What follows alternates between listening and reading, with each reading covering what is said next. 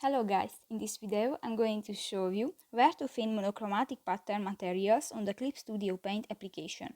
But first of all, I just want to mention, please don't forget to subscribe to our channel because at 100,000 subscribers we are going to show you our YouTube revenue statistics and growth strategy, how to make money online.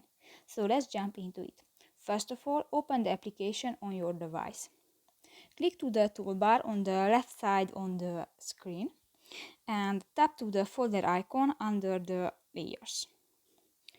Tap to the monochromatic pattern option. Here you can find different materials, for example, basic materials, gradient, pattern, effect and feeling, background and texture materials. Just drag the chosen material onto the canvas. So that's pretty much it for this video, guys. See you in the next one. Bye bye.